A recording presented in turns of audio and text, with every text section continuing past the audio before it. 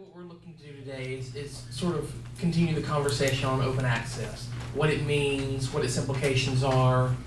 And so my hope is it's a pretty free-flowing discussion, and at the end we'll have some opportunity for the audience to participate as well.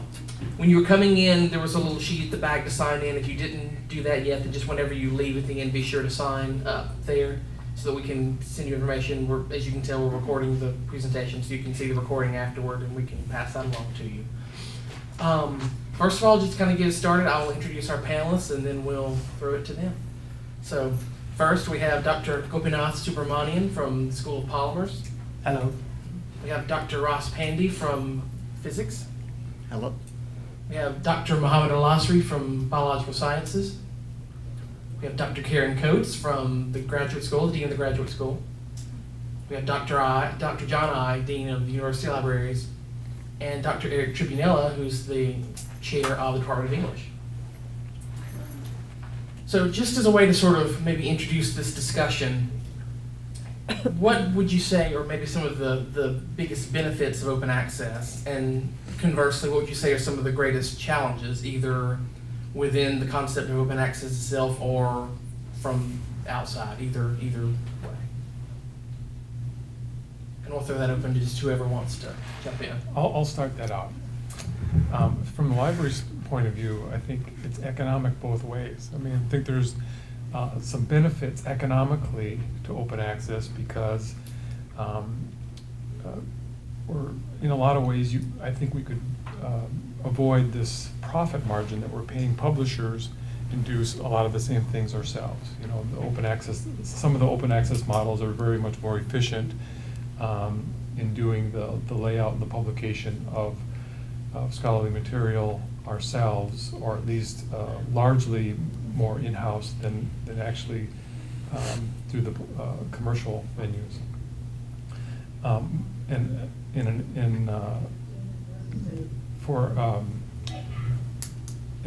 just the other way around, this model where you have the commercial model as opposed to the open access model where we have our faculty scholars do the research, it's part of their jobs. They hand over the copyright to the publishers.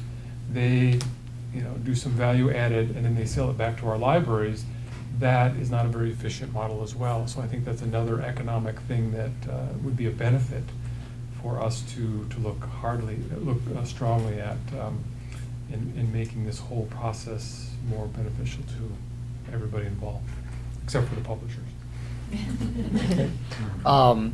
As an author of research papers, I think it's wonderful because there's nothing better than spending a year or so working on the research, getting into that and stuff, and publishing it, and then having that immediate access where your paper is going to be read by people as soon as it's accepted. So it's wonderful. And also as a user, when I'm doing my research and looking things up, it's just great to be able to find a reference, and I'm wondering about a technique or something I need to read, and then it's just one click away from me reading the paper, as opposed to the old days where if it's a journal that's embargoed or is not open access, then I have to find a subscription or find a way to buy the article, or more important, find a colleague who has it and will send me the PDF, which is not legal, but it's done. So I'm a big fan, I guess is what I'm saying, as a user and also as an author. So, in addition to the matter of convenience, I'd like to add to one of the benefits of open access is the fact that, and I should start off by saying I'm a computational person or a theory person. Some of the research that gets done in theory is just ideas, and good ideas can come to anyone. You don't necessarily need to be affiliated with the university to have a good idea. So one of the benefits of having an open access journal or publishing in open access, to me, is that anyone can take some of the work that we do, as theoreticians do, and come up with a good idea and publish it. I suppose what I'm trying to say is one of the benefits of open access is that good ideas can be made readily available to a very, very, very, very broad audience. I echo all the comments here. These days, in fact, traditional journals are also online. For example, in physics, Journal of Chemical Physics or AIP Advances, both we can access online, except the traditional journal, we have to go through the library. Open access, just a click away. It's just convenience, and that's it. The rest of them are just the same. All right. One of the things that I've sort of noticed in my own experiences is that it seems like there's a bit of a difference in the perception of open access between varying disciplines. It seems like the sciences are maybe more open to it, whereas the humanities are a little more reticent to embrace it. Can you maybe speak a bit about some of those differences between the disciplines? So we just heard, I think we heard a lot of positive comments just now about open access, so maybe I'll, as the humanities person, I think it was my job actually to be the, I think I was asked to be on this as the maybe as an anti-open access person, but and I'll play that role, but it's all really new, and I'll start off by saying I really have not, this has not been a tremendous issue in my discipline, so at this point, for me, I just really have some concerns about how open access maybe is unfolding, and maybe as those things get worked out, those won't be concerns. But one of my concerns really has to do with how open access is financed.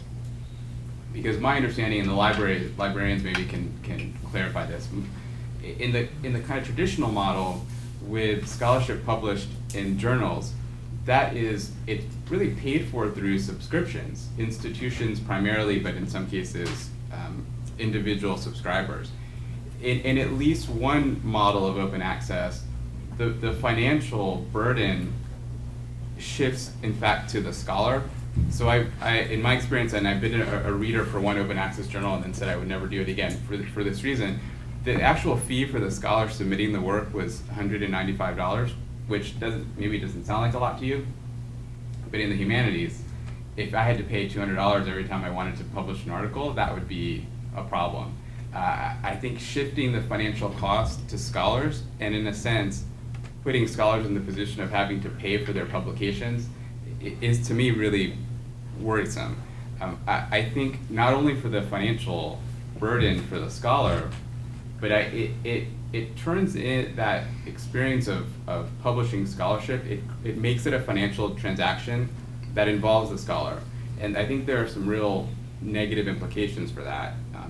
There has to be some control built in to prevent then an open access publisher having this financial incentive to accept work that perhaps shouldn't be accepted. So we may need to talk about those kinds of implications. So for one thing, I'm concerned about the fact that this is shifting the cost of scholarship to the researchers. For the humanities in particular, this would be a challenge.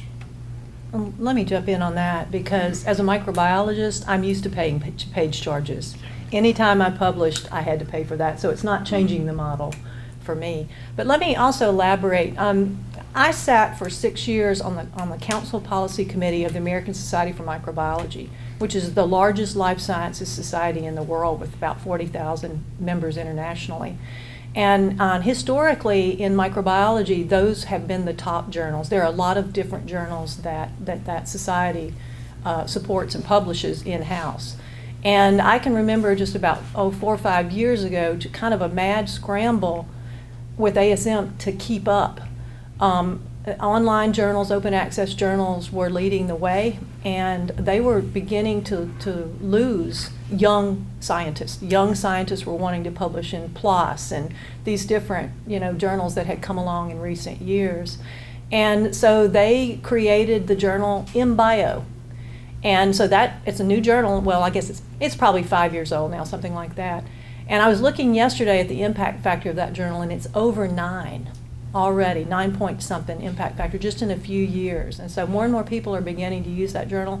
And so there's this organization that's over 100 years old that's had this history of print journals that felt like they had to scramble to keep up. So I really think it's the wave of the future for sure in my field.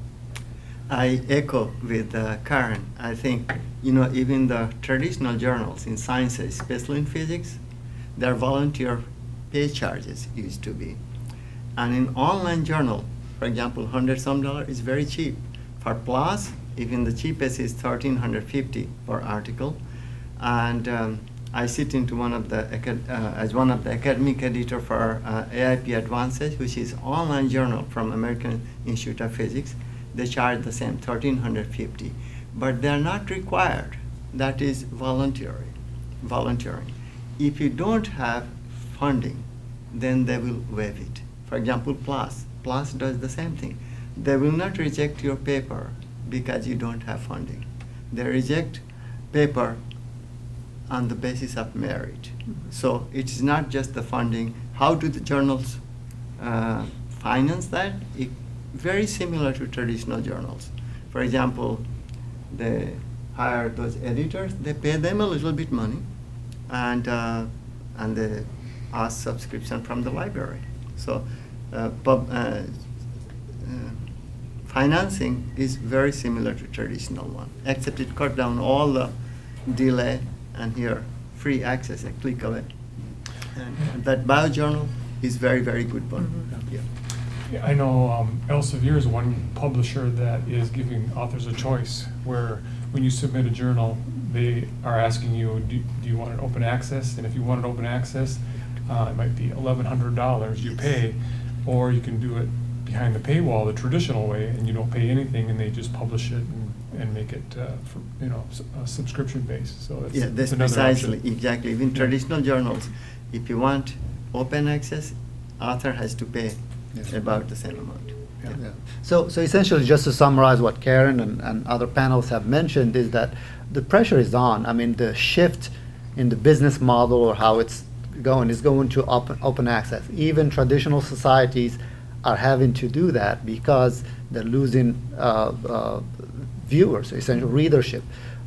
Because, especially in the science, at least in my field, which happens to be microbiology, like Karen's, when a scientist is sitting there and doing research, sometimes I'm looking up, say, a specific method, and I see two references to it, and one is open access, the other one is a traditional journal. Well, guess which one I'm going to click on, because I need this right now. And so, like it was said, even the traditional journals are moving in that direction because they have to, and I predict that 10 years from now, the old traditional system, at least in the sciences, is just going to be non-existent. Open access is the wave. And of course, the processing fees, they sting, when you have to, to pay them. And like I said, for us in the sciences anyway, they're a lot more expensive. It could be up to $2,000 per article. And in fact, just 2 days ago, I was given the choice. I'm submitting a paper to microbiology, which belongs to another microbiology society, traditional. And I was given that choice where pay the APC or the article processing fees, and I can have open access. I chose not to, just because I didn't want to pay. But I think eventually that choice is probably going to be gone, and everybody's going to pay or be on open access. So. Josh, can you have them move their microphones forward towards them to be effective?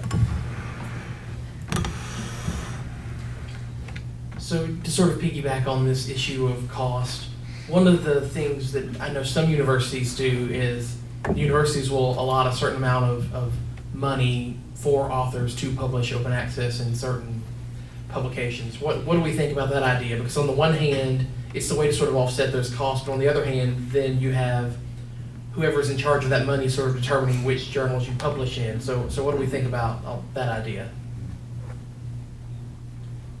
I'm not sure where the money would come from unless it were coming from current budgets for paid library subscriptions. I mean, right now there is no money in individual departments. And again, I'm speaking for the humanities. We wouldn't have the money to be able to fund research in that way. And in most cases, humanities, we're not typically a grant-funded discipline. So we're pretty cheap to work. You go into an archive, you work with your materials, you write your articles or you write your books. We don't need a lot of external funding to do that, but that also means that we don't have a lot of extra funding for what it is that we do. So if that burden of cost and research shifts somehow to departments or to colleges, I'm not sure how we would fund that unless university resources get redistributed so that we're then funded to be able to publish our work. And I mean, in the humanities, the $2,000 fee would be exorbitant. Nobody would be able to pay that. And then at universities like this one, where we don't have lots of extra cash sitting around, that would present challenges for institutions that don't have, for instance, large endowments. And so that would concern me, that particular trend. Somebody has got to pay for work to be published. And if that burden shifts to scholars, to individual scholars, or to individual departments, or to institutions, that's something that we would have to really think carefully about. So there's already something like that in place. It's called the COPE, Compact for Open Access Publishing, and I think I'm remembering the acronym wrong. It's a consortium of multiple universities, wherein if you join the consortium, you can get access, you can publish open access in certain select journals. And as far as I remember, there are multiple journals joining this compact. And the way this works is that the dean or whoever runs the university says that, look, we have a mechanism in place to offset some of the costs associated with publishing. In other words, they shift the burden of cost from the researcher to the university. And it's not, and in some sense, I think of this as diverting some of the funds that the university already pays for journal subscriptions to some of these open access journals. And I realize that it's probably going to be a really, really slow process to make a complete transition from the university paying for journal subscriptions to the university paying for open access fees. But I think that's one direction that we can probably go in. I know that I've seen some of the different, I know I was looking at the Journal of the British Chemical Society, and if you subscribe with them, they would give all your authors in your institution open access waivers. So I understand, you know, they're wanting to work with those, definitely. So one of the other concerns about the open access publishing model is that you'll hear often concern expressed about predatory publishers and the concern about the quality of some open access journals. So do you have any thoughts on that discussion? I'll take from physics point of view. Well, I sit in one of the editorship for American Institute of Physics, which publishes several journals. Journal of Chemical Physics, one of the very common one, and our library has that. The other one is AIP Advances. The quality of the processing, same PRX, let's say online, it's automated service. It goes through first the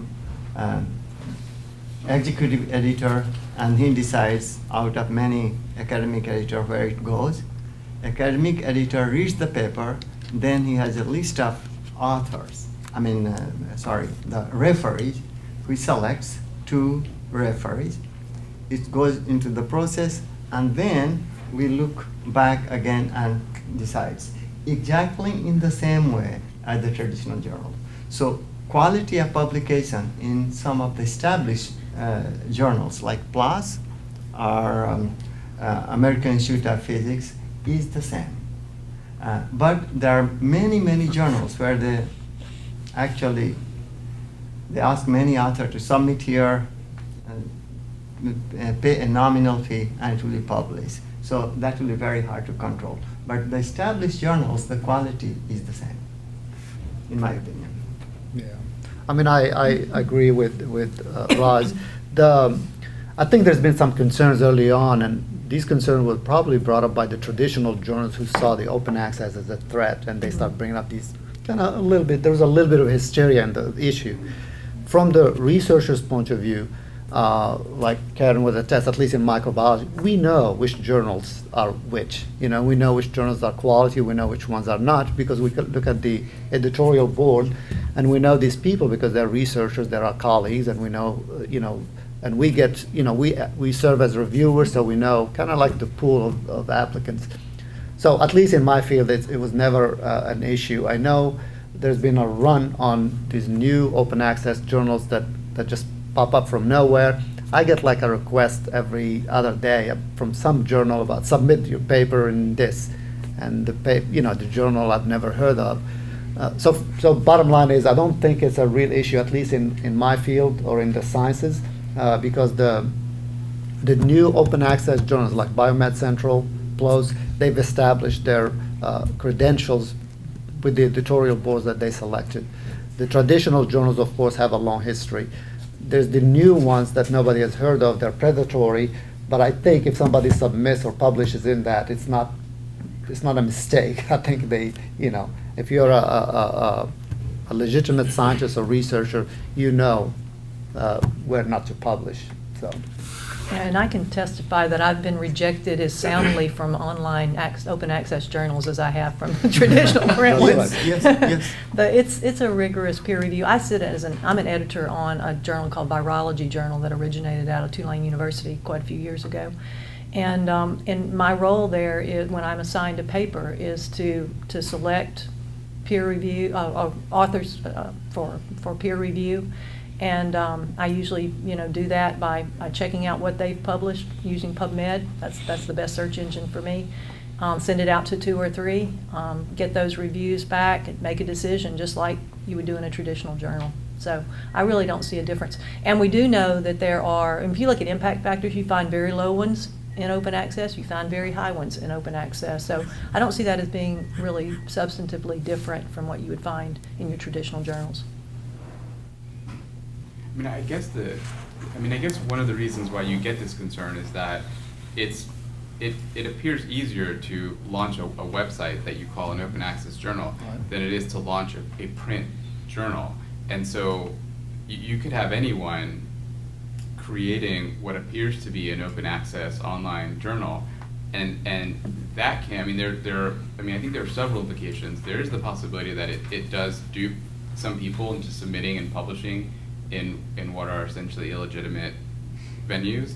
I think another possibility is, depending on how popular this becomes, it starts to kind of saturate the marketplace with work that may or may not have gone through the same kind of rigorous review process. And then you have scholars from students to senior scholars who are having to sort through massive amounts of information to get to the real legitimate work. I'd be interested in hearing from somebody from journalism about some kind of similar process with online news and sort of more traditional newspapers, because there's a function to those traditional venues of curating, selecting, validating work that may not happen with kind of easier startup open access online venues.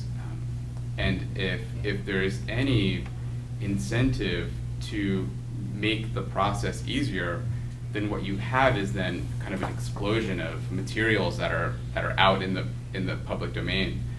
That makes it harder then for scholars to sort of sort through and then ultimately place work. So I guess my concern is that certainly, at least in the humanities, we're still in the very early stages of thinking about open access. And so the question is, how might this unfold, and what are some of the sort of possible ways it could go wrong? I agree with your point about the where you have so much stuff that's not legitimate, and I admit I didn't think about it from the point of view of maybe the public. I was thinking about it from as a scholar in the field.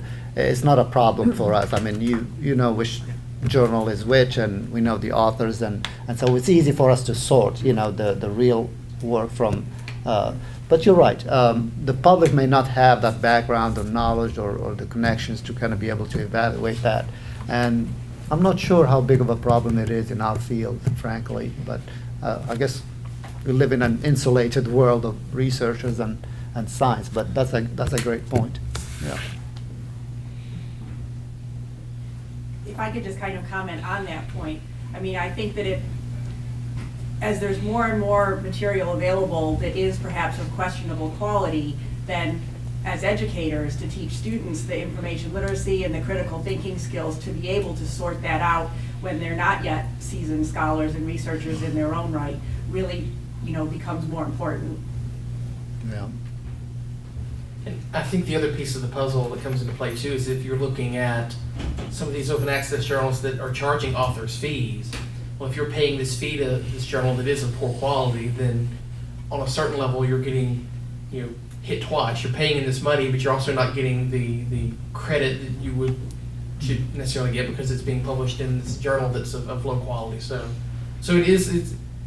there is that side that is sort of concerned too, but as others mentioned, that if you know your field well and you know who the preeminent folks are in that field, then you kind of look at who's on the editorial board and look at who's involved in these journals and kind of judge that way of quality. Just listening to this discussion, one of the things I've been kind of struck by is that it does seem that the sciences are farther down this road than the humanities. So for those of you who are in the sciences, what are maybe some points of advice you could offer to the humanities as they're looking down this road in the future? Maybe some cautionary tales on things you wish the sciences had done better, or some things that you think the sciences have done regarding open access that worked really well? I think the sooner the traditional journals get on board and just accept the new model, the more they can basically control the quality and address these, potential pitfalls.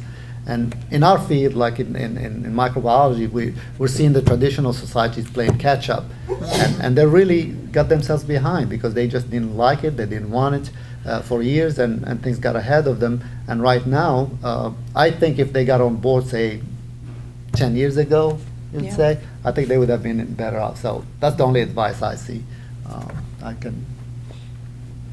And part of it that I saw with ASM, my society, was people really just trying to kind of hold on to print because us old people, we like holding something in our hand to read. I mean, I still do. I really don't like reading off my computer that much. If I were, editing my own students' work, a lot of times I'm going to print it out because I like to read that way better.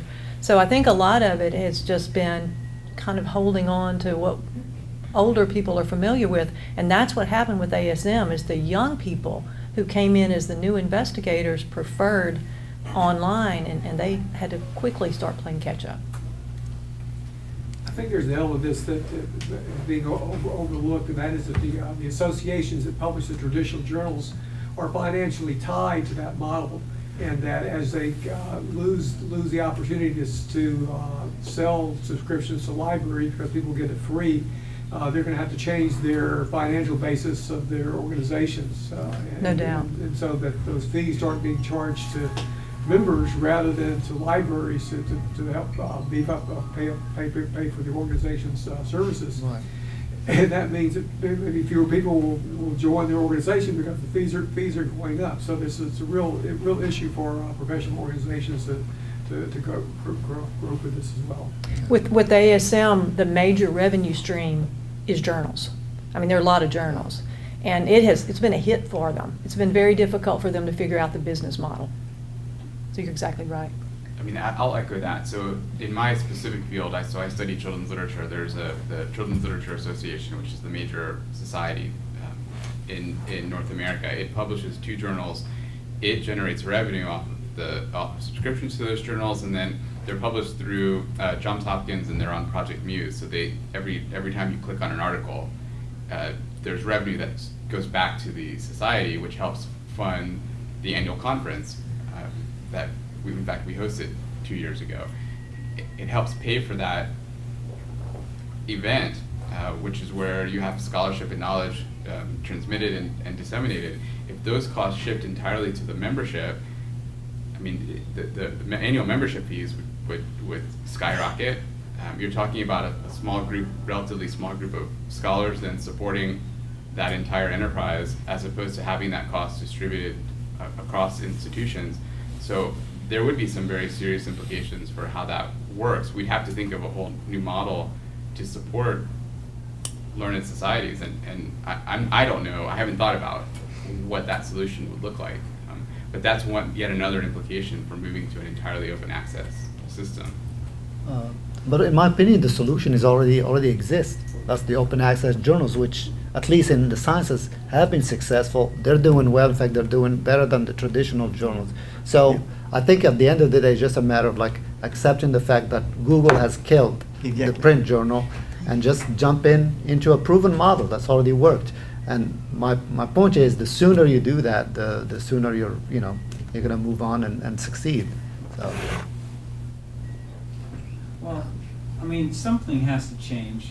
Most of what we write, at least in the humanities, is locked up behind subscriptions. So we never use it. Exactly. You know, we fool ourselves into thinking we're having impact and we're not.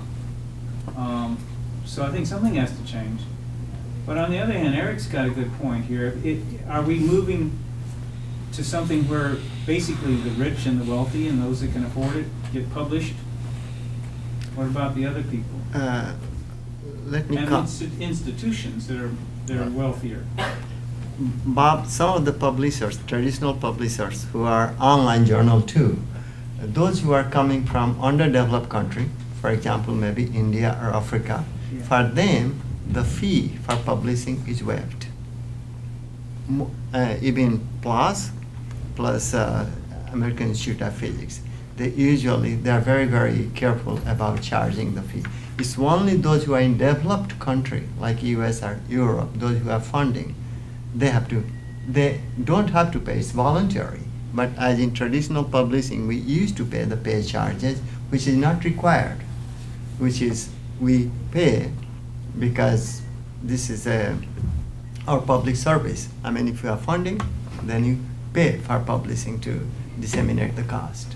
So I think as far as the access is concerned, for those places where they don't have much funding, third world country, Africa, India, I mean not China, I wouldn't say China, but Southeast Asia you can take. Everybody who is in research, they have open access immediately to the open access journals. So that's the advantage of helping people who don't have access to a big library like ours. I think what Bob was referring to is mostly like even within the U.S., you'll have universities who have more funding than others, and that's true, and that is a problem. I'm not sure what the solution to that is. All I'm saying is like that basically the train is moving, and we have maybe to come up with solutions for schools like USM to be able to have, avoid basically the pitfalls that are happening, but you're right. It's, So for India and Africa, for example, it The- depends on your email address to get a reduced rate or what? Institution, yes. When you submit a paper, it is coming from India, the authors, their process. When they have the fee, it is waived. It is written there in the whole process. It's not just email. When the paper comes into the system, there's a rigorous check and balances. It goes to many process. And those who are in that system, they see every step. Of course, there could be something which can go out of crack, but most of the time, those who are coming from third world countries, their fees are waived. Even me too, plus I submitted four manuscripts, they're published, and then I didn't have funding to pay for my last one. And I declare I don't have funding and I will not pay. I still published. So even from here, you can publish without funding. I think you're right, there is a barrier for the open access model. I mean, even with the waivers, there's this barrier that if you don't have money, you can't publish into these journals. But there's, in the traditional model where it's free to publish, but you pay to access the information, there's a barrier there too. I mean, if you're gonna do research and you don't have access to get at the articles that are behind these subscription walls, that's a barrier, and I would argue maybe even a larger barrier already. So I guess depends on what side the barrier is on. Yeah. The barrier is just kind of on the other side now. Well, this might be a little bit off the wall, but now I'm not sort of saying get some solutions here, but why can't we just bypass the publishers completely and start doing this as a sort of an in-house academic service kind of thing? And no money charged, but credit given towards tenure and publication if you're actually involved in that. Bob, in physics, we have archive. And Los Alamos started maybe several decades ago, I think 20 plus years ago. When you submit a paper to a traditional journals, we can deposit the same manuscript on this archive, and it is automatically dated so that you will get the credit. You have done the work, it's already, you have some evidence that you have published the paper and it is already archived. So one can have access to some of the archive, and that's not the only one, there are probably several Yeah, other but is organizations. this post-acceptance? But it is not accepted one, it is before pre-acceptance, acceptance one. And after accepted paper, those who are in traditional journals, you have to pay to get them open access. Yeah. So, yes, you can bypass the publisher, but if it is not refereed, No, then with peer review, I mean, I'm talking about the academic community continuing to do rigorous peer review. I wouldn't suggest anything less, but without the publishers. I think, I'm not sure about how to. I think it's just going to become an issue of logistics. You know, somebody has to organize the whole process and be able to. So yeah, technically, in theory, you can take it upon yourself to, you know, contact other researchers or people in the field and organize all that. But who wants to do it?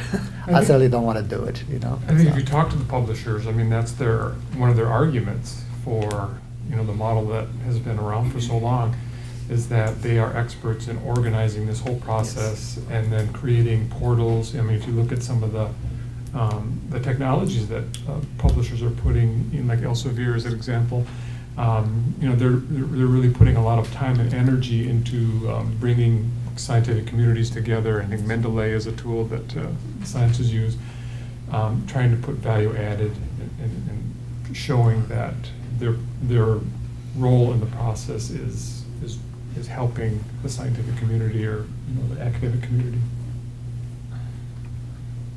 So let's talk a little bit about where the rubber hits the road for faculty. One of the most common questions, it seems like, with faculty is, okay, all this open access stuff sounds nice, but what are the implications in terms of tenure and promotion?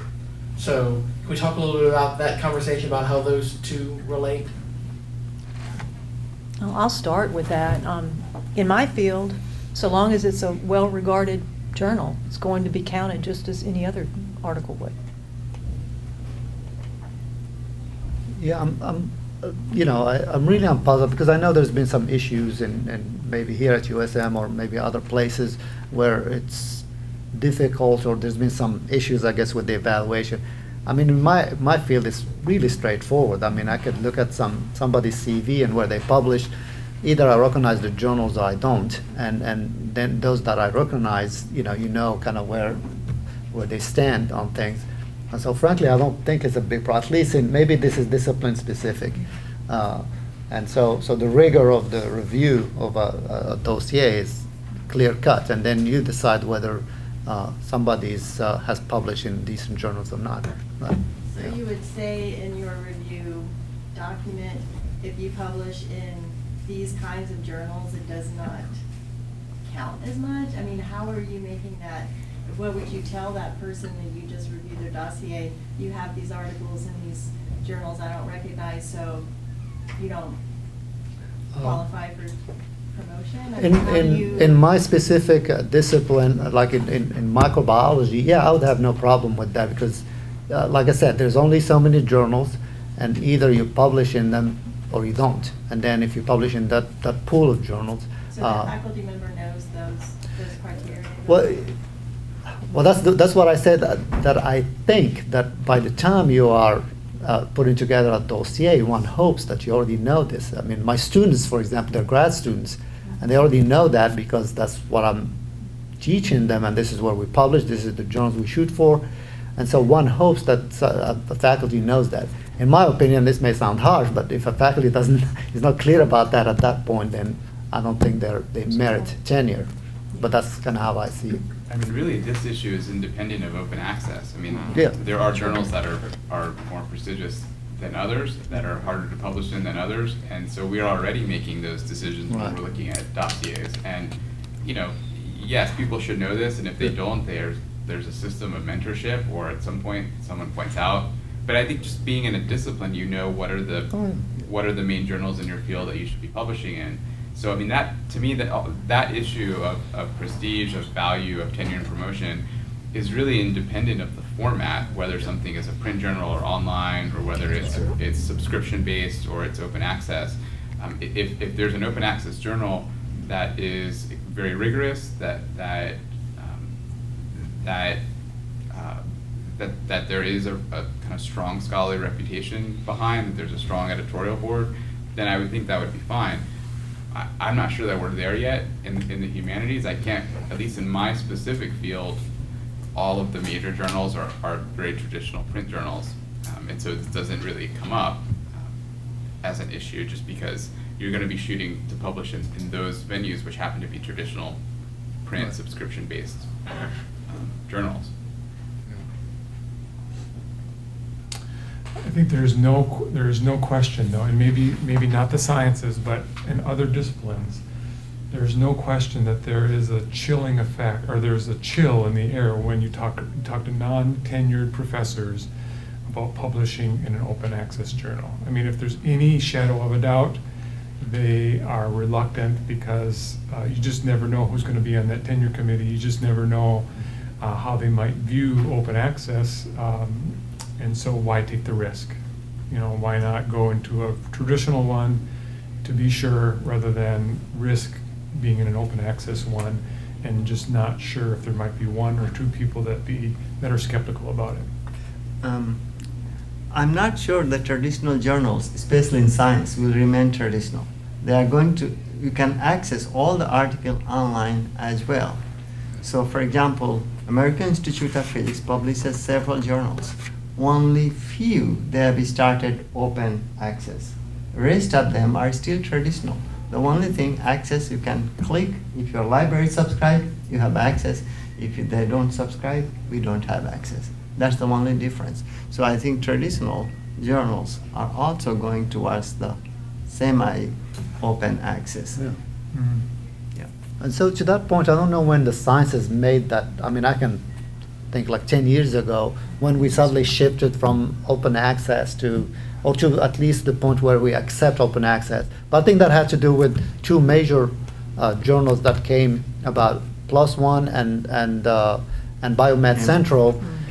And I don't know the details of how those were put together, but whoever did it did a good job, because they really gained legitimacy very quickly. And I think it was just a matter of recruiting people on the editorial board. And so I don't ever remember worrying about it. I may have missed something, but I suppose maybe humanities will get to that point where there will be this acceptance, whether it's going to happen slowly or quickly, I'm not sure. But I tell you this story.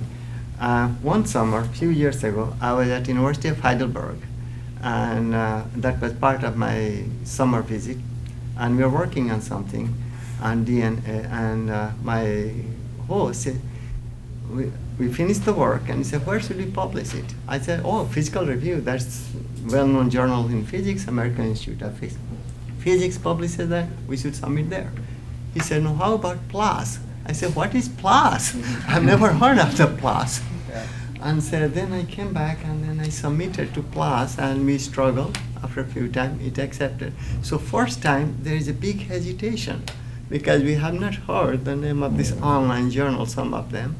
So after a while, now I think, if I have money, I will go to PLOS. It's easy. So it happens. First, there are a lot of hesitation to go to the online journals.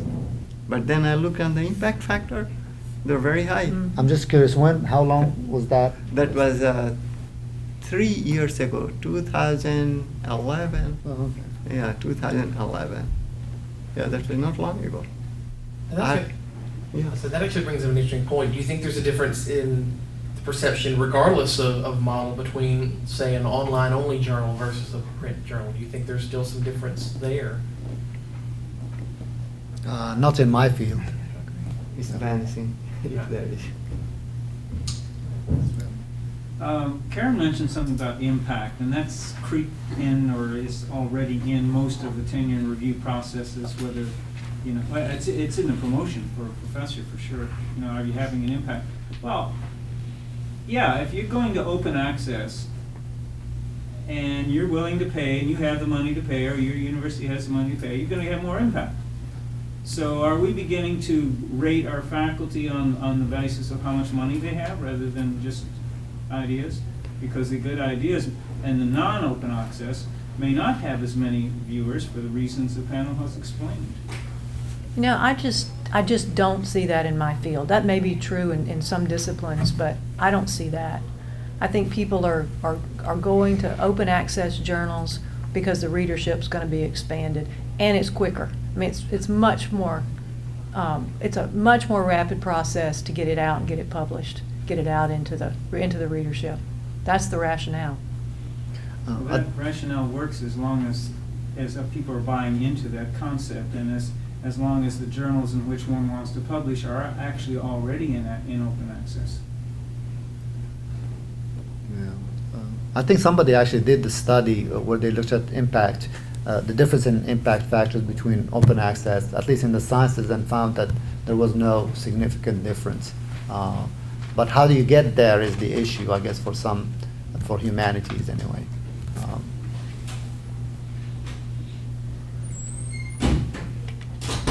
So can we maybe speak a bit about the publication process? And this also kind of relates both to traditional and open access in a certain extent, because a lot of times when you're negotiating deals with publishers, you're looking at that publisher contract. In a lot of cases, if you're signing on the dotted line, you as an author are giving away your copyright. So can we talk a little bit about how to maybe navigate that process and about the merits of maybe retaining rights versus just sort of handing that over? Maybe I should comment. To me, it looks like it's very similar, exactly the same. The PRX, for example, this is one of the software which is used by several journals, especially AIP, American Institute of Physics. It's the same. It's just online and one is in print. The copyright, as a regular author of the institution, we sign it. If you have a collaborator somewhere in federal lab, they usually don't sign it. So on behalf of that, we sign it, for example. See, if I have a collaborator, say Air Force Research Laboratory, they don't sign it. Or in Naval Research Laboratory, they don't sign it. It has to go through their, I don't know, their bureaucratic loop. But I sign it for them. It's okay, exactly in the same way as the traditional journals. You retain the copyright of the content. That's it.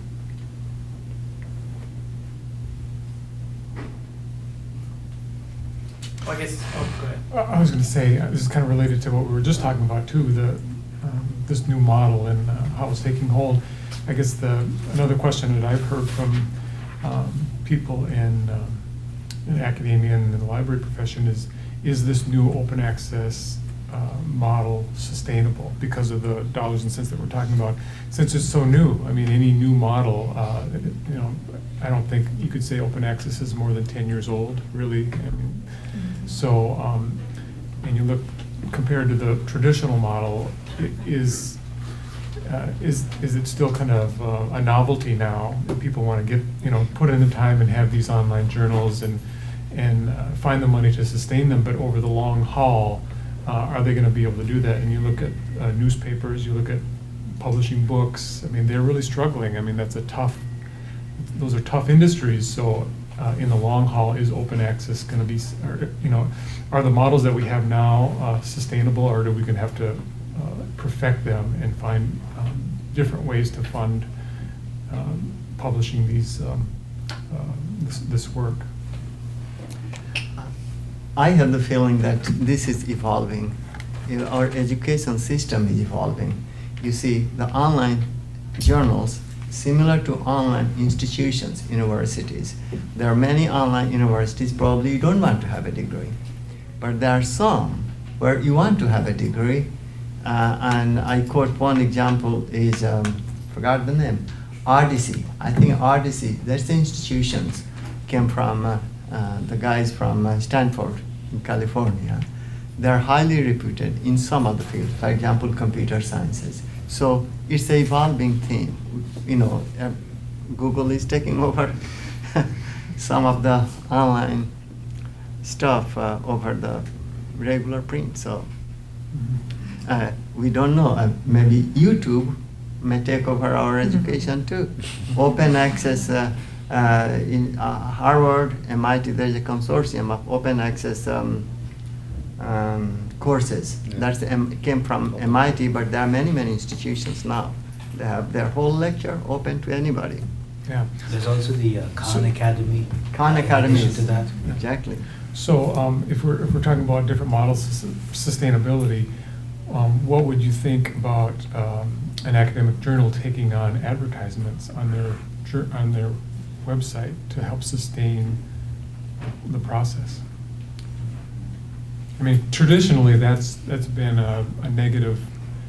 If you see that, you kind of look negatively upon it. But is that legitimate?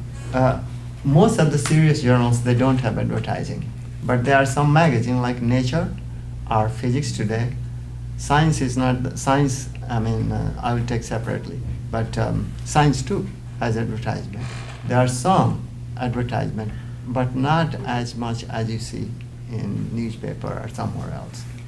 Right. I mean, so this is the problem with something new, because you don't know how it's going to unfold.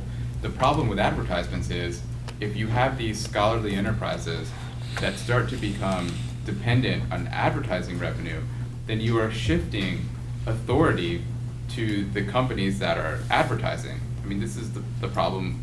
I mean, this is like television, right? So then, large companies can drive content on television because if they're buying advertisements during that particular hour, then you're shifting authority to corporations. And I would have some real concerns about introducing that kind of factor in the scholarly publication process. And so you do see, I mean, there are some advertisements in scholarly journals, usually they're other university presses, other books, and so it's highly limited. I don't think the dollar figures that are being thrown around are highly significant, so it's not like advertisers are gonna have any particular weight, I think, in the publication process. But if you start going down that path, and advertisers are in fact then supporting scholarly publications, you're introducing another source of authority in that process that could be really damaging and really insidious. But isn't that, so I guess this is where we should have some sort of oversight. For an example, we don't allow tobacco ads in many places because of some oversight that decided that tobacco is bad. Maybe some oversight is in order for some of these open access journals. That would work. I would think that but then, I mean, Pepsi Cola, do you want Pepsi as an advertiser for a journal? If they're putting a lot of money behind a particular journal, do you want them to have sort of editorial power over what gets published or what doesn't? I mean, that already happens in some cases. Probably not, but in biology or medicine, there are already those companies, they fund their Qiagen research. is all over the I mean, place. and the advertisement I see in the Physics Today or serious magazine like Nature, we see them. Not a lot, so there's a limited. When they're relevant to the field. Exactly. Now, is there a certain way, though, also on that same line where your funders are sort of driving content on a certain level, because what they'll give you the money to research, and a certain level is going to drive your content, because in some cases that funding is what helps you pay some of those fees, like the author fees, and so I mean, is that something to think about? Well, I mean, absolutely, because that's an ethical consideration. I mean, that's a part of what could go wrong if people are not, adhering to ethical conduct of research standards.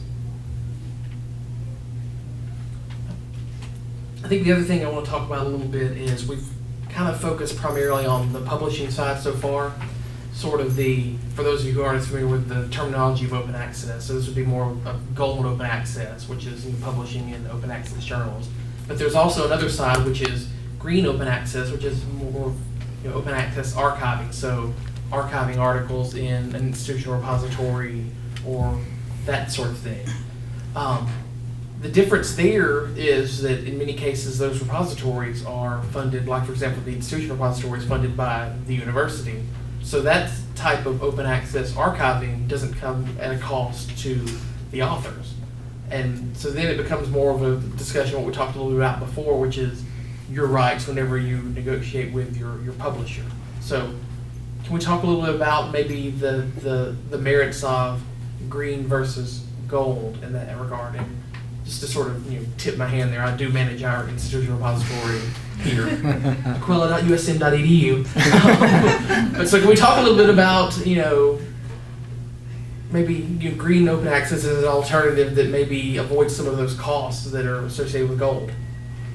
I think gold trumps everything, like we know. I think those are good solutions, but at the end of the day, the value of open access is that instant availability, and I think the users are going to choose to go to those, the gold publishers essentially, or to the gold standard or whatever is called. So those are valuable, but I think at the end of the day, if it's not available right away to everyone, that's just limiting access. And so I'm not sure what, I think down the road everything is going to go gold. So I think from a library standpoint, I think one of the good things that open access archiving and just open access in general has done positively is really open the eyes for authors and for users especially in copyright in general. I mean, I think people who are active in open access know more about copyright than ever before, and some of the things, to protect their own author rights for their own well-being. And we're in the traditional model before open access became, prevalent. I don't think many people really. I'm sure they didn't, read the contracts, but I'm sure it just wasn't even part of the thought process. But now I think that's one of the spin-offs of open access, and the archiving decisions that we're making is we're actually forced to think about what rights we have as authors and as users, and to be able to respect those rights both legally and ethically. One of the green archiving is X-Archive. You might have seen it started from Los Angeles.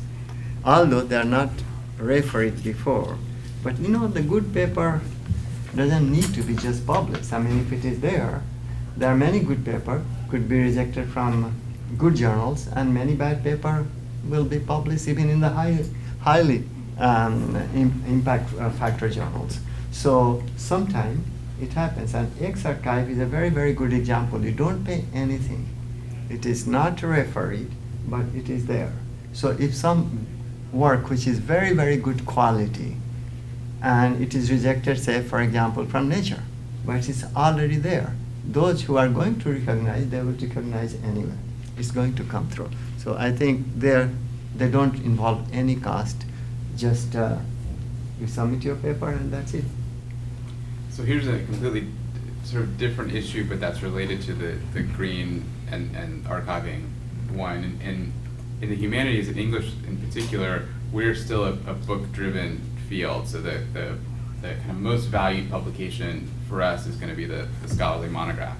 The way that this has come up in our discipline is with the archiving of dissertations. So for graduate students, you really want to, and who are interested in research and university work, you want to be thinking about the dissertation as ultimately possibly a first draft of a scholarly monograph.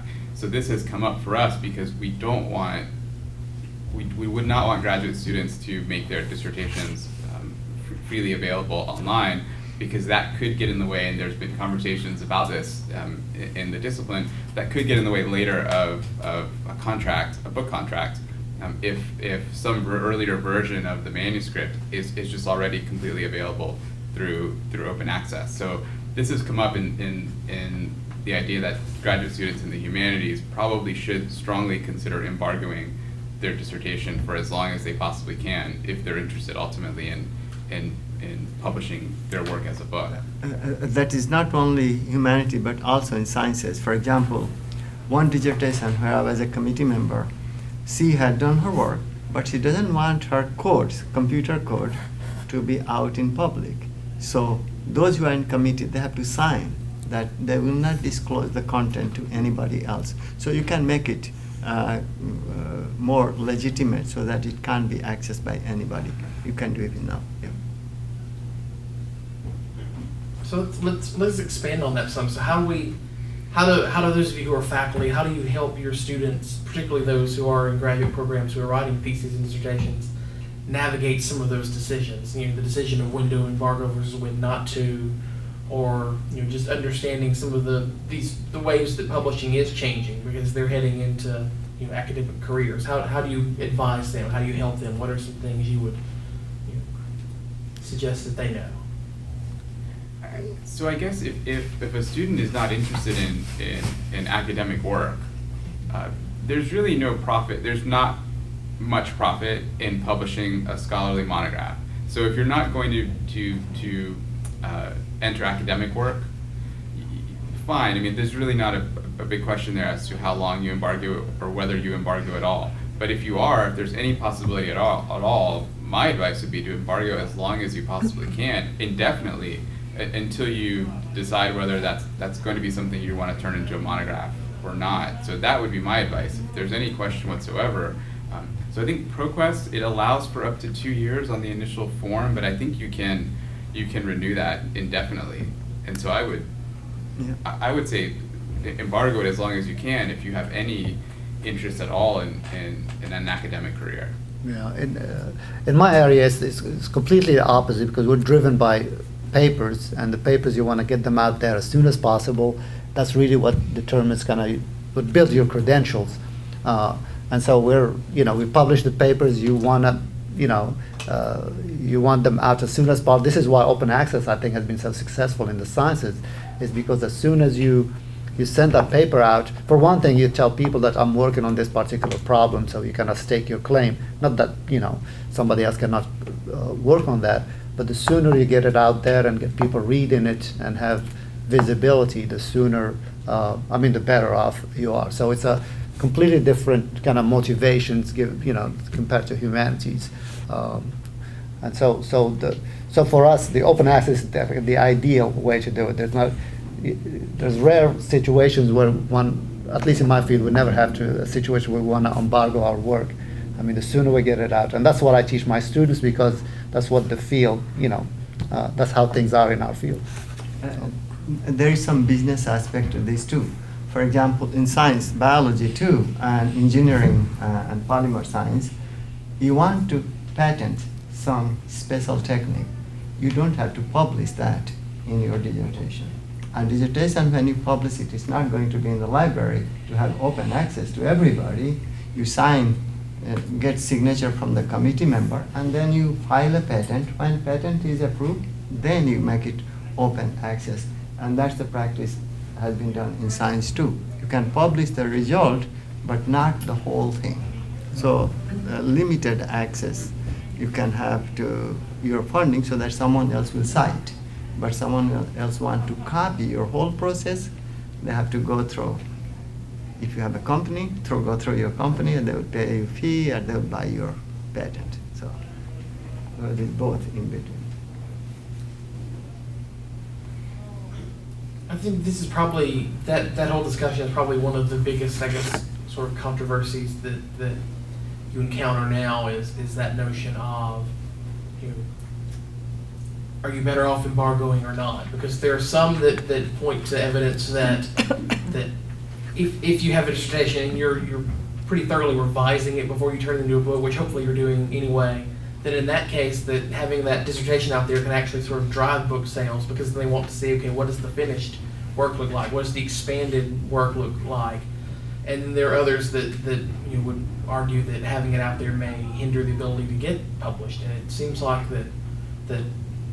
that's sort of the biggest ongoing debate that I encounter is whether you are better off doing that or not. And there are legitimate arguments being made on both sides there. I mean, it's not an easy black and white decision, but I mean, it's a very interesting conversation. It's one that, like I said, all of our students that are planning to pursue careers in academia are going to have to address. Wasn't it the American History Association that recommended 7-year embargoes? Yeah. I mean, so I know Wonderful. that, that's right, I know history is, and I think English would be kind of in the same boat here where, again, for us, publication of a book with a university press is still the most kind of valued form of publication. And university presses, they are struggling financially themselves. They have been over the past several years, and it potentially is getting worse. So it's getting harder and harder, in fact, to publish monographs with university presses. So anything that could potentially undermine your efforts is something that we would want to be tremendously cautious about. So it may be very discipline specific, but it is certainly that is for us a concern. I think it's definitely discipline specific, as has already been said, because in my field, the goal is the paper, not the dissertation. So you're wanting to get it out as quickly as possible. And really, the only exception I can see where you would want to embargo is proprietary research in my area. So let's talk a little bit about, and there are two different levels to this conversation, but let's talk a little bit about the idea of mandates. First of all, let's talk about some of the new federal mandates we see, where if you're doing federally funded research, then part of that grant is that you have to make that data available. So what are some ways that we can address those requirements? Either as an institution or amongst yourselves as faculty members, how are you doing it? Or what are sort of our responses to those mandates in the various disciplines? In my area, and my publications have almost all been supported by NIH dollars, and I receive a notification when it's accepted for publication. I receive a notification from NIH saying you have X amount of time to get this registered, and so I go to PubMed. I think it's PubMed Central. And just enter the required information, and it becomes available, and I completely support that because it's federally funded work. Yes, NIH funded research, actually, when you fill out the form, submitting a journal, you have to cross NIH, it's open to everybody. And the National Science Foundation is requiring that you submit a plan along with proposals, and the plan should outline how you plan to curate the data that is a result of these proposals. And I'm all for that, largely because I think making the raw data available to a really broad audience actually helps research in our field. Someone else out there who has a good idea can take some of this raw data and do something that we haven't thought of. I think that's been the biggest question I've seen is, okay, how do you manage that data? It seems like that, because some of these data sets sometimes are massive in terms of their size. So what are some ideas there maybe? Because it seems like that every time that question comes up, we're still sort of trying to figure that out. Even if you look at some of the different, federal initiatives that are out there, some of the different programs that are out there to deal with that, it seems like that it's all sort of a work in process. So any thoughts on that? When in biomedical sciences, NIH took care of that. So they, like Karen mentioned, they take over. You just submit your paper and they archive it. I'm not sure about other areas where I guess the infrastructure is not there yet, but at least for science, it's not an issue. As a faculty or as a researcher, it's not something I worry about. As long as I respond to the notice and submit the paper to PubMed Central, I'm done. So. Well, there's been some universities that have taken the position to, like Harvard and Duke and some of the Ivy League schools that have taken the position on principle to make it their policy that that work that they've done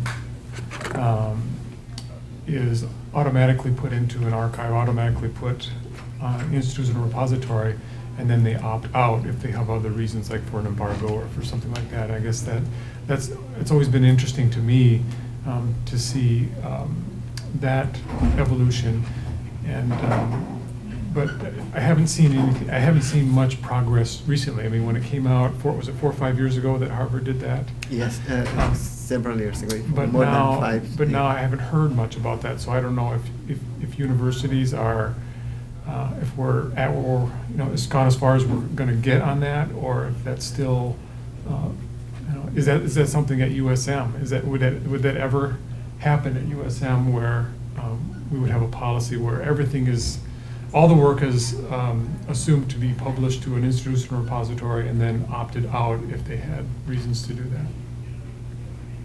That's a good question. That was the other side of the mandate question, was at the level of institutions. So what are your thoughts on, universities having an open access mandate for their faculty? I guess my question for those who are already kind of down this path is, if you're publishing your work with a journal that maybe is not open access, they allow you to reprint your work anywhere, even online in an institutional repository? I don't know about the institutional repository, but like Karen said, NIH-funded research, they already have their own depository, and that's where it goes. And all that has been worked out, and they accept it. I mean, in fact, it's on their website. As you're submitting, you check a box saying this is funded by NIH, and so they worked it out already for us anyway.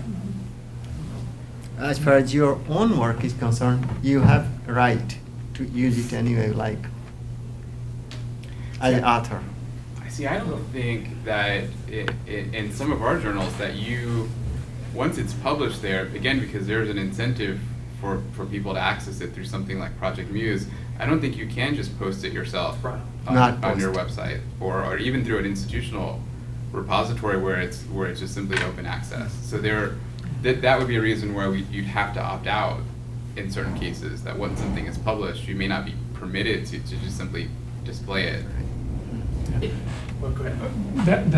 I guess that's what's really, I mean, that's how this has changed a little bit, is now that authors are forced to learn about what their rights are, and then what power you have as an author to go and negotiate, with whoever's publishing your work, or whoever you submit it to. So I guess one of the venues, one of the things that Josh is promoting is trying to negotiate with your publisher an addendum that allows you to publish with whatever publisher, traditional or not, and then withhold the rights to at least put it up on your institutional repository, or in your own website, or use it in a book later on.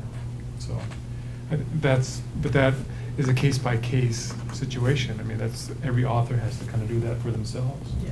There's usually a couple of different ways that publishers approach that. In most cases, what the publishers will allow you to do is they will allow you to post what we call a post-print, which is basically it's the final version of the article that you submit to the journal after peer review's been done, but before the copy editing. They'll allow you to post that version to an institutional repository. And so that way they still sort of have the the version of record. I mean, really, in a sense, it's sort of good advertising for them, because here's the information out there, but then they've got a link pointing back to the final version on their website. So most of the cases, they will allow you to make that negotiation. That's not all publishers, but a lot of them allow that now. The best way to check that easily is Sherpa Romeo. They've got a place there where you can just basically type in the journal title, run a search, and it'll tell you what that journal's publisher policy is in terms of which versions you can or can't archive. And then in the case where, if the journal may say, okay, you can do this, but embargo it for, say, a year. So they basically have the exclusive right to it for that first year, where you're going to have to use it strictly through that publisher site behind the paywall. But then after that, then you can post a version to the IR. And in that case, usually the institutions that have mandates are perfectly okay with doing that.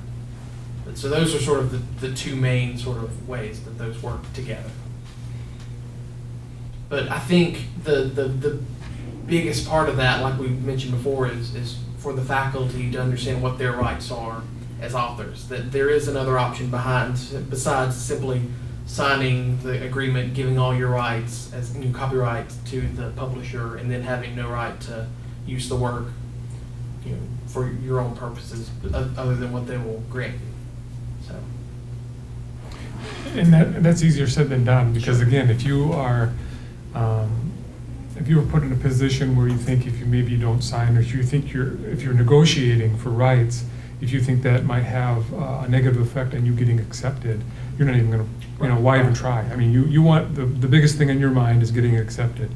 Everything else is kind of secondary. So again, that's, if you're an accomplished, if you're already in your career and you're already tenured and you're comfortable and you can take that risk, whatever it might be, fine, you can do that, but it's easier said than done if you're just starting out. But the thing I would say is that it certainly never hurts to ask. I mean, the worst thing to tell you is no, and then, okay, we can't do this, so you go ahead and just, sign it if you're okay with doing that, and so be it. You're no worse off, but if they say yes, then now you've got this right that you wouldn't have otherwise had. That also applies, I suppose, sort of the back door to open access is these repositories like SSRN and ResearchGate, and there's a number of other ones coming up. And more, I think departments are beginning to look at that because they don't know how to measure impact. Sure. And it's still a faulty game though, because it depends on whether you're actually there and whether you have the right to put your stuff there or not, or whether you're putting it there without your rights. It's kind of dicey. Yeah, it's the same deal. If you're uploading to one of those other repositories, but the publisher has copyright, then you uploading it there is a violation of that copyright, and so you could be liable there. All right, well, I think at this point what I want to do is, do any of you out there in the audience have any questions for the panel that you'd like to throw out there this time? Since it sounds like in the microbiology, a lot of the journals that you like are open access, can you think of some that we're subscribing to that you also like, that's necessary for your research? I'll let you handle that because I don't know. You mean here at USM? Yeah. Actually, to be honest with you, I'm not familiar with what you're subscribed to because see, that's the whole beauty of Sit at your open computer. access. Yeah, it's my computer is my library now, and I just go straight to those, and so the big society journals like Karen mentioned earlier, American Society for Microbiology, the Society of General Microbiology, these are the big ones, the old traditional ones. So those are always great, and even these guys I think are moving towards open access. So you can't go wrong with those. And then, of course, the open access are open. So, yeah. What about some of the databases, like SciFinder or something, offer so much intricate, indexing and tools and things? I mean, those are still, I would think, of use to folks in the sciences, right? Yeah, I've used them, SciFi, but really for us in our field, biomedical research, microbiology, PubMed is kind of the king of databases. It's the only one I use. Yeah, and so that's the only one. But there are journals which are not open access, which are in the library. Nature is one of them.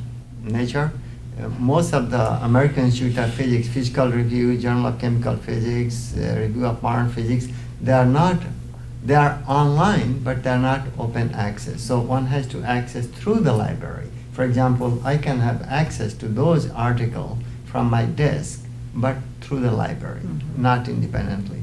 Open access are just, you can click it, it's open to everybody. I don't have to go to the library. I mean, and back to the ASM journals, they are subscription only for the first 4 to 6 months, something like that, I can't remember, and then they become open. At that point, is the author paying to get it open? No. No. And that's just a result of the pressure they've been under with open access because they're seeing that people are just going to these other journals and they have to. That's why my prediction is that even ASM is going to become open access in 5-10 years. Yeah, they're really just trying to figure out the best business model Right. to be able to do that. Exactly, like Elsevier had many journals open. Now, I mean, there are traditional journals, they're open now to anybody. But we're not sure who's paying for it. You're right. I'm not concerned too much about. Well, I am when I'm submitting a paper, but the business model has to be worked out. Somebody will figure it out. It is a big problem, but like I said, the momentum is towards open access. I mean, there's just no going back, in my opinion. I get the impression that the humanities is lagging. Why is that?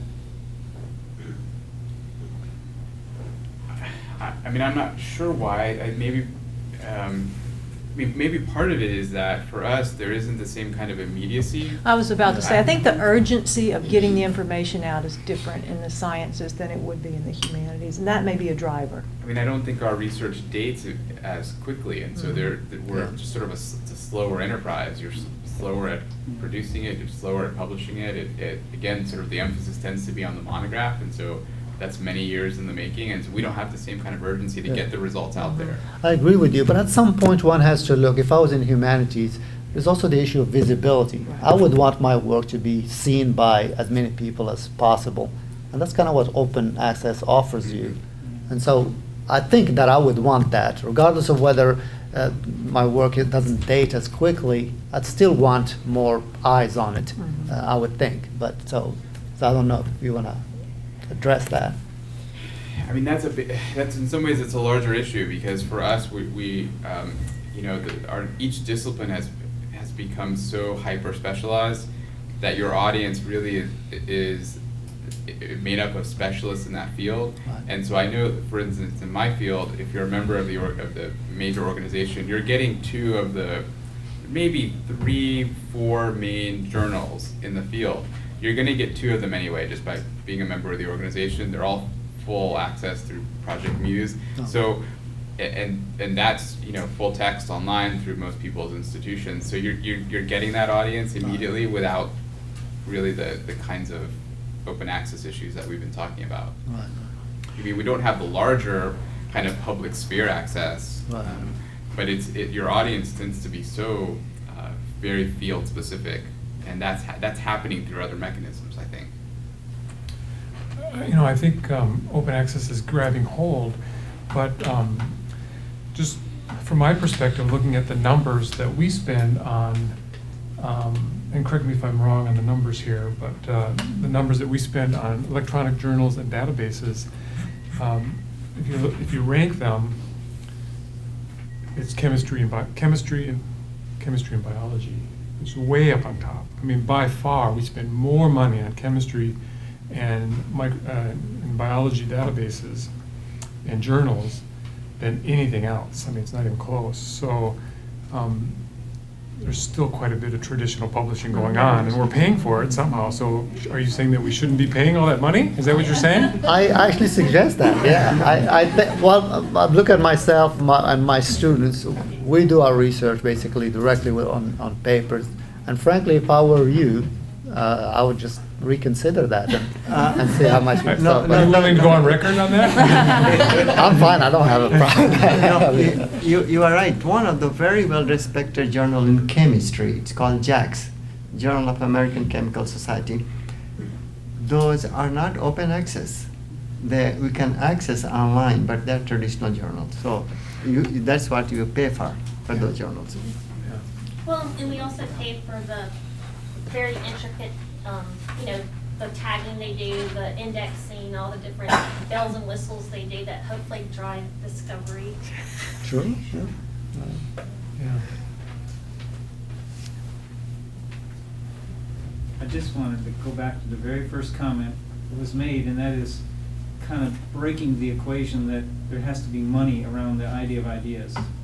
And I think that's what open access is doing, and it kind of raises the question for us in the humanities, is if we're a small group talking to ourselves, you know, except for popular books, which don't always go through the same process, you know. But I think in what I'm hearing from you guys and lady is that the effort is really to share that. It may still be a small group, but the benefit is to society as a whole, hopefully. Right, but open access doesn't eliminate costs. If anything, it may be concealing where those costs are. Right. So if you're publishing information online, if what we mean by open access is it's in some kind of online platform somewhere, somebody is having to pay for that. Someone is is having to provide the space for it. Some technical person is having to produce it and maintain it, and there are costs associated with all of that. And so who's paying may be obscured, but somebody is paying, and if we don't identify who that is a concern, I think, for all of us. in the same way that somebody is paying for institutions like this, and if it's not gonna be the state, that burden shifts to students, and we're seeing the negative implications of that shift. And there may be other negative implications of this shift. So you have to identify who is in fact covering those financial costs, because there are some. It just doesn't go away just because it's put online. I wouldn't say it's the costs are being obscured. I'd categorize the costs as being shifted from, for example, subscription fees to author paid fees at this point of time for open access. I mean, I think a big part of this conversation becomes, you know, who is your audience? Who is it that you want your research to reach? Because, you know, if it is behind the paywall, then you are sort of limiting yourself to only reaching sort of other folks in the academic community, whereas if it's not, then you can reach a much broader audience. I mean, I can think of some pretty fascinating stories that I have just from working with Aquila about the impact of some of the research we have there. For example, we had an honors thesis that one of our students did a few years back on the 1st Mississippi Mounted Battalion from the Civil War. Well, I got an email one day from this gentleman in Delaware whose great-grandfather was part of that battalion. He'd found the paper online and contacts the researcher to kind of, you know, exchange notes and learn more about his family. And so, I mean, there's an impact of research that maybe from the academic standpoint isn't something to think about, but in terms of a real-world standpoint, in terms of something being done at our universities impacting, you know, the public. I mean, that's a fantastic example. So I mean, I think that's a big part of this discussion is who do we want our audience to be? Is it just our peers, or do we want to have that broader impact, not just within the academic community? Any other questions?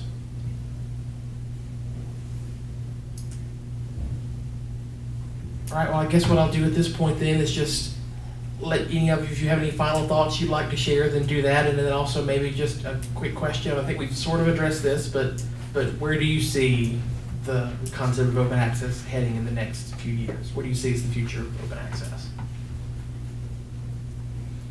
Let me just start. Thank you so much for the opportunity to do this. It's a lot of fun, and thank you, audience, for participating and being here, giving up your time. I just think it's the wave of the future. I think that's where the major journals are headed, maybe all journals are headed. Honestly, when it comes to the future of open access, I really don't know, simply because I hesitate when it comes to predicting the future. I can tell you where I'd like it to go, and I'd like it to be the wave of the future. But to be honest with you, there's many variables in the equation, so I really can't predict this. So just to add to that comment, I agree. All kinds of issues and problems that were brought up will have to be solved somehow. But what I'm almost certain about is that there's no way we're going back to the old traditional print journals or print anything, at least in sciences. And so something will happen, and problems will have to be solved, but we're not going back. So, yeah. Well, I think I agree. I think, and it's not just scholarly communications, it's newspapers, it's books. I mean, I think we're all learning. I'm like most of you. I really kind of bristled at the thought of reading books on some kind of a device, or even articles or even newspapers on a device. And now I've learned how to do it. I mean, and I think as the new generations come through, we're going to see a demand, or we already are seeing a demand for things that are electronic from the beginning. But from a library standpoint, I think it is going to be interesting. It's going to be fascinating in the next 20 years how libraries fit into the equation, what role we will be in this process of managing and delivering scholarly communication, and maybe most likely creating it. We already are. Most academic libraries now have some kind of institutional repository, some type of system for managing the creation of content, the creation of knowledge, and everything from papers and books to big data. I mean, all those things are coming at us like at 100 miles an hour, and the technology trying to find the right tool to manage and deliver all that is really challenging, but I think it is, you're right, there's no going back. It's not going to be print for very much longer, and we're going to have to deal just with this exponential growth in information just across the board. All right, well, a couple of quick housekeeping notes and then we'll wrap up. If you'll notice in each of your chairs, we left a little evaluation form, if you will, just fill that out and drop it off on the little podium back there on your way out.